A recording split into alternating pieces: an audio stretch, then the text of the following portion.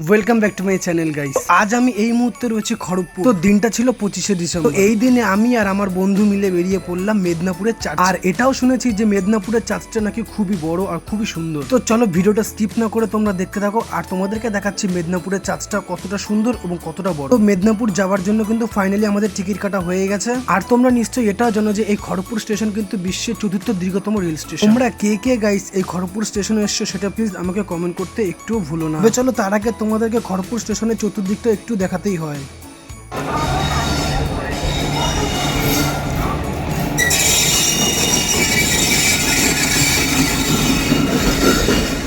সচেতন গ্রাহক হয়ে উঠুন।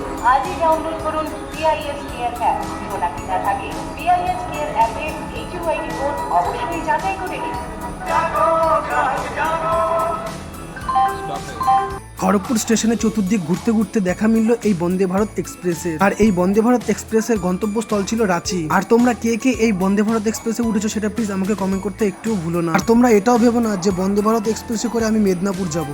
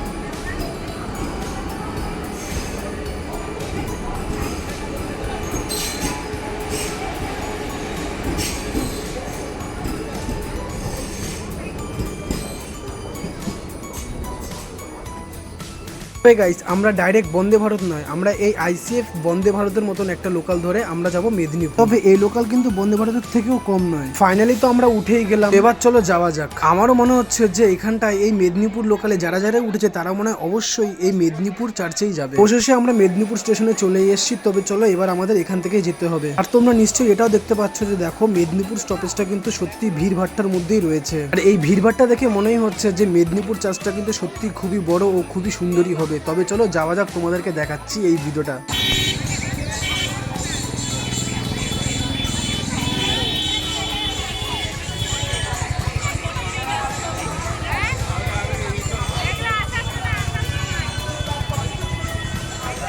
মেদিনীপুর চার্চে এসে আমিও কিন্তু অনেক কিছু ফিল করতে পারছি, যেটা তোমরা নিশ্চয়ই দেখতে পাচ্ছ যে প্রচন্ড পরিমাণে কিন্তু ভিড় রয়েছে। আর এখানে শুধু আমি নই, আমার মতন অনেক লোক এসছে যারা দূর দূর জায়গা থেকে এসছে এই মেলাটাকে উপভোগ করার জন্য এবং চার্চটাকে উপভোগ করবার জন্য। তোমাদের কাছে এটা অনুরোধ রইল, প্লিজ ভিডিওটা স্কিপ না করে তোমরা অবশ্যই ভিডিওটা দেখতে থাকো আর দেখতে থাকো যে মেদিনীপুরের চার্চটা কতটা সুন্দর এবং মেলাটা কতটা সুন্দর। আমি এই চার্চের পুরো ফুল ভিডিওটা তোমাদেরকে ভয়েস না দিয়ে দেখাতে চাই এবং তোমরা প্লিজ অবশ্যই আমাকে কমেন্ট করে জানিও যে মেলাটা এবং চার্চটা কতটা ভালো লেগেছে তোমাদের কাছে।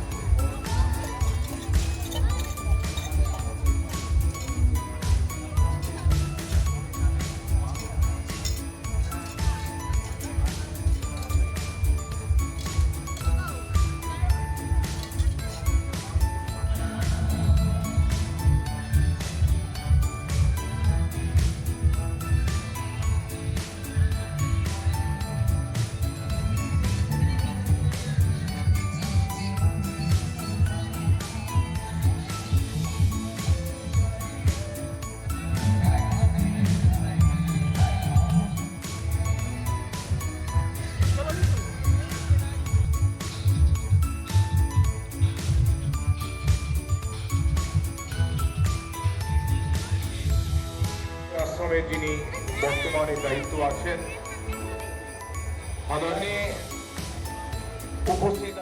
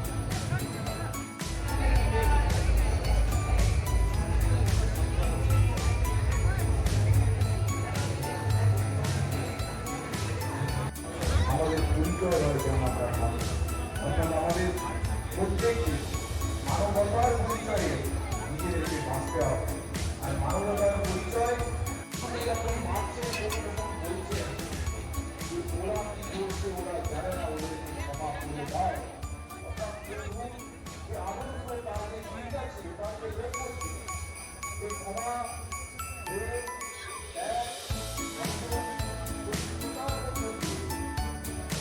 এই প্রতিষ্ঠানকে যারা ভালোবাসেন এই প্রতিষ্ঠানে যারা প্রার্থনার জন্য আছেন তাদের প্রত্যেককে আজকে